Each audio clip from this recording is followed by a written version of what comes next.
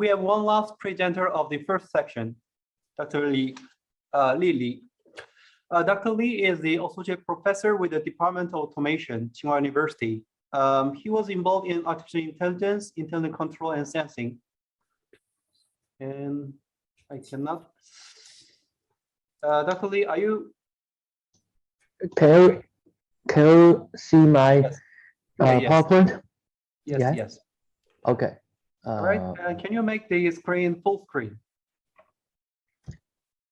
Yes. Yeah.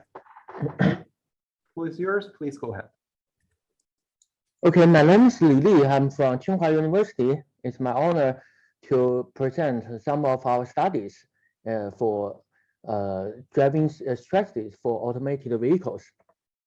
And we can see that the automated vehicles is expected to reshape mobility and solve many traffic issues, such as accessibility, efficiency, convenience, and especially safety.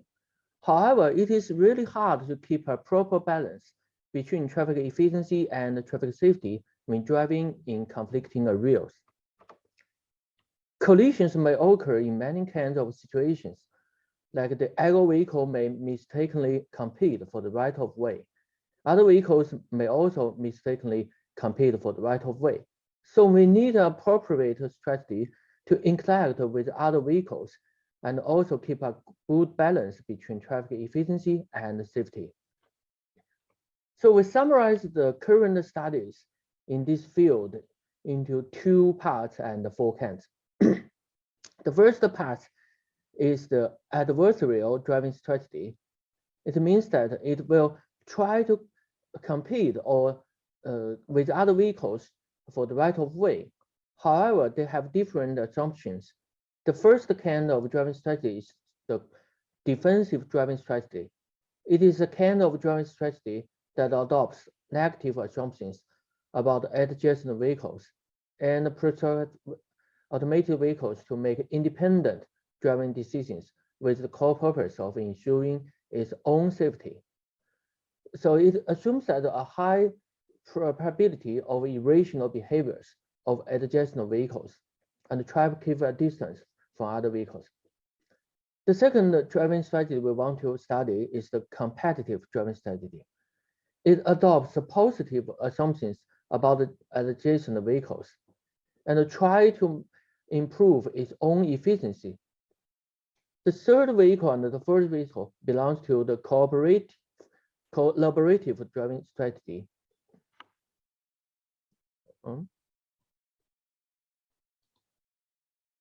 The third one is the negotiated driving strategy.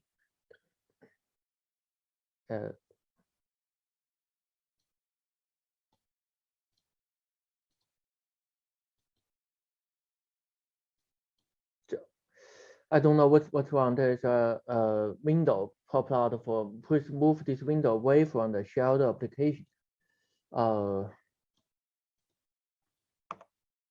Okay, it seems okay now.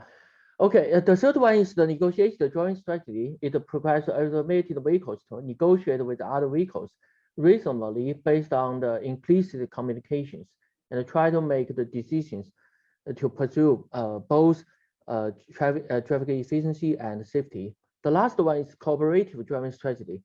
It prescribes automated vehicles to coordinate with other vehicles with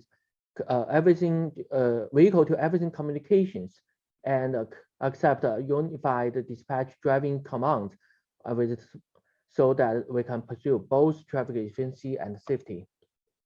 So here's the reader diagram for the 4 driving strategies. We can see they have different preference for the risk collaborative manner and its own objectives.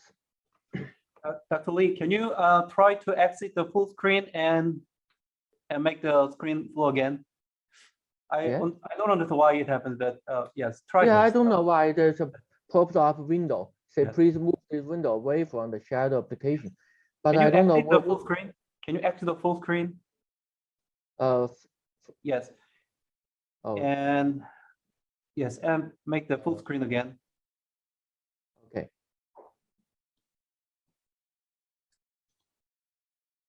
Is that okay? I Can you think see it's better. my I think PPT? it's better. It does not cover the screen. Okay, I don't know what's the problem, but I think it's okay now. Okay, let me sequentially discuss these four driving strategies and try to point out their merits and shortcomings.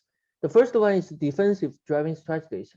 It was widely adopted in classical collision avoidance studies. And here we can see that some automated vehicle designers also adopt such strategies, like Mobileye and Intel proposed the so-called responsibility sensitive safety RSS strategy. It assumes that the right-of-way is given, not taken. Let us consider the safe longitudinal distance problem, for instance, to explain how RSS works. It assumes that there's two vehicles. The ego vehicles will try to follow the leading vehicles and keep an appropriate gap. And here's some nomenclatures that I think everyone could be familiar with this. That A stands for the accelerations, V standing for the speed, and the D stands for the gap, and H denote the headway. Okay, we can see that the key idea here is that the ego vehicle will try to follow the leading vehicle. Leading vehicle may suddenly stop with its maximum deceleration rate, and the following vehicle will also decelerate with appropriate decelerating rate to avoid collision. As we can see that such a model had been proposed many years ago, like the Latsin model proposed by Department of Transportation of United States in 1971. The formula is quite simple, that the we can see that the leading vehicle stops with this deceleration rate, and also the following vehicles will stop like this one. The calculation is very simple. However, the initial IS ruler may has a strong shortcomings, that it could over conservative in determining the safety gap. The headway calculated by ISS lasts 6 to 10 seconds. However, we can see that it cannot be acceptable in practice, because 10-second headway means that we have only 360 vehicles pass the per lane per hour. Nobody can accept such a no traffic flow rate. So we propose a fix for the RS ruler in this paper. We assume that the ego vehicle will take a higher deceleration rate when it runs in high speed. So it is quite simple, like a linear interpolation formula for the deceleration rate. The result is very promising. We can see that the IS model adopts a increasing headway when the speed is becomes higher, and the new model, we can see that the headway becomes smaller and finally reaches the saturation, the headway like 1.5 seconds, just like human. So our viewpoint is here. Many automated vehicle designers try to adopt the defensive driving strategies. We must be very careful about the defensive driving strategy, because it may greatly degrade the traffic efficiency. We need to keep a good balance between the driving safety and traffic efficiency. In some complex case, such a design may be very difficult. Okay, we don't have much time, so we jump to another driving strategy here, the competitive driving strategy. The competitive driving strategy is now widely adopted in automated vehicle studies. Here's an example. The deep traffic is a deep reinforcement learning competition held by the MIT Deep Learning for self-driving car cars. As we can see in the animation here, the red vehicle is the ego vehicle. It will try to learn how to overtake other vehicles in a lot of times, and with the aid of the deep reinforcement learning. However, we found important problems in deep traffic. Deep traffic assumes that all the other vehicles will keep their own movement without any learning. So only the red vehicles will be upgraded to learn the new rulers. However, in practice, such assumptions are not realistic. Every driver will try to learn from other vehicles, other drivers, and to change its behaviors. So we also set up a reinforcement learning environment and a simulation testing environment here in this paper. We will not discuss the details of the reinforcement learning here. We just try to compare the learning behaviors between the ego vehicle and other vehicles. Here we set a reward function that is different from most of other deep reinforcement learning for automated vehicles. Here we have two kinds of reward function. The first one is try to make the ego vehicle moves faster, like other studies in this real. However, we also try to make introduce another reward function, try to make the ego vehicle to keep accordance with other vehicles. So try to make the traffic more smooth. So we can see that excessive competition may bring disorderly and efficient traffic. Here's an example. Every vehicle will try to compete with other vehicles after learning. So the traffic will become very congested because every vehicle wants to change his lane if he get a chance to change to another lane. We can see that the collisions are hard to avoid in such situations because the traffic is very congested and every automated driver vehicles are aggressive here. And if we introduce another reward to make the vehicles to harmonically driving with other vehicles, the traffic will become much smoother, as you can hear, and the collisions probabilities will greatly reduced. So our viewpoint is here. So many researchers in automated vehicles are only address the training of their own vehicles. They don't care the interaction of other vehicles, and also always assume that other vehicles may yield their right of way. However, that's not true. So we have to make the automated vehicles try to learn how to get along with other vehicles in a harmonic way. That's our viewpoint here. Because we don't have much time, I will welcome interesting audience to read our papers for more details. And here is the third driving strategy, the negotiated driving strategy. Negotiated driving strategy try to communicate with other vehicles with like the conjectures or the signals of the traffic of the lights. However, we also face a lot of challenges like the limitation of perceptions because the vehicles are not connected with other vehicles with wireless communications. It will only make the decisions based on its own perceptions. So the perceptions can be very limited. And it may also suffer from the unreasonable competitions from the other vehicles.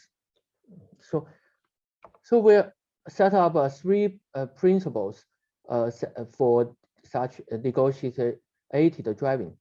The first one is quite simple. When visibility is limited, the self-driving cars should slow down in advance to ensure that enough space can be reserved to avoid collisions with the other vehicles that may not be detected in advance, or the vehicles may be show irrational behaviors. The second principle is that in the action process should be kept as simple as possible to determine which vehicle should get the right of way. The possible communications failures should also be taken into account. The last principle is that we need to distinguish between the collision that cannot be avoided and can be avoided. So even if we face a collision that cannot be avoided, we need to slow down to mitigate the damage. The calculation of right-of-way should be kept as simple as possible to reduce ambiguity in interactions. Here's a nice type negotiation model for that we propose for negotiate driving. And we can see that this model is quite simple. The key idea is try to make every vehicle follow the first arrived, first served order. First arrived, first served rule is quite simple. So everyone can understand such a rule, such a order immediately and without any ambition. Also, first arrived, first served order may try to improve the traffic efficiency simultaneously. Also, we try to reduce the confusion between mutual understanding between machines and humans. We can see that first arrived and first reserved order can also be understood by both robots and humans. Because the time is limited, we cannot go to many details. Interesting audience, welcome to read this new paper published recently. And here's some testing results. We can see that with defensive decelerations, the collision probability can be greatly reduced. Here we can see that we can incorporate a certain defensive rating with the negotiated driving strategy, combine these two strategies to reduce the collision probability. Even the collision cannot be fully avoided. We can see that the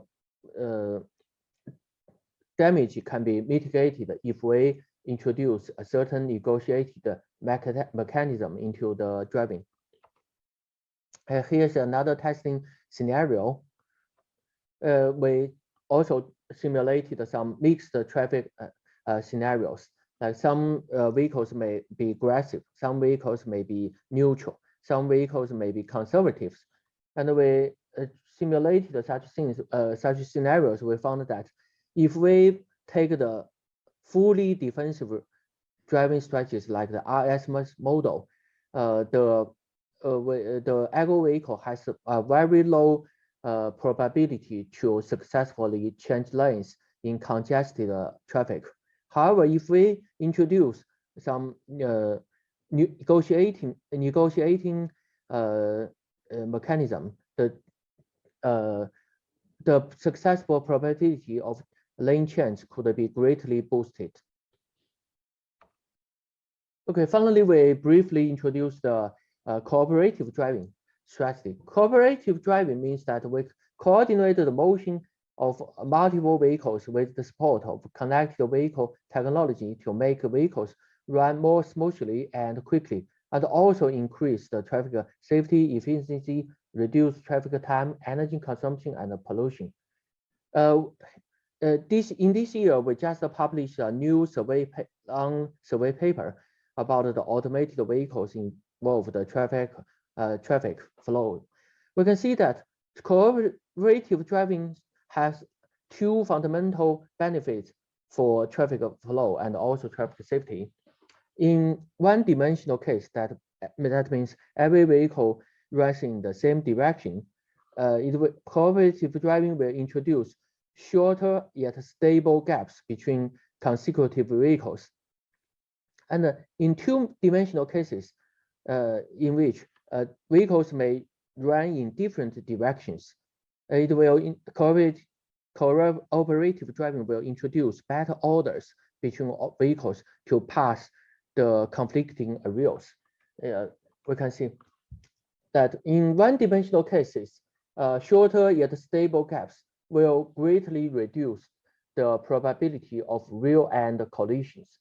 And also, if every vehicles are automated vehicles and we introduce good control mechanisms, we will eventually prohibit the probability of rear-end collisions.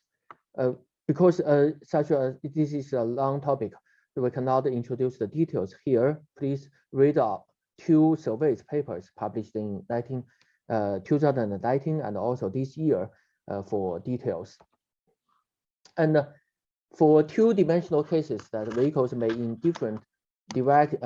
in different directions to pass the conflicting areas like this one and this one, we can see that the best order will reduce the probability of side collision. And here's a lot of paper discussing how to define and how to calculate the best order for the vehicles to pass the conflicting areas. We will not introduce the details here, but we greatly suggest you to reading some of these papers, because we believe that the cooperative driving strategy is the future of automated vehicles studies. And we just show some field test results. Here's an example that we guide vehicles running in non-singularized intersections. With the help of vehicle-to-vehicle communications, we can keep the headway between vehicles as low as 3 seconds. So we can prohibit collisions in such areas because every vehicle is under control. Although such things cannot be easily implemented in our ordinary driving scenarios, we can try in some special cases that all the vehicles are under control. Like here's an example. We had implemented cooperative driving in more than 20 mining grounds in China that will control the more than 1,000 mining ground cars. They all run in a cooperative driving strategy mode. The testing result is very promising. We can even control the vehicles, like in the dust storm. Like you can see, the dust storm happened early this year in China. Even in such a bad environment, the vehicles will not collide with the infrastructure or the other vehicles. And finally, we comes the conclusions. In the future, we still have a lot of things to do. First, all the above studies have some idealist simplifications in simulations or controller designs. How to build a more refined model is crucial for practical applications of all above strategies.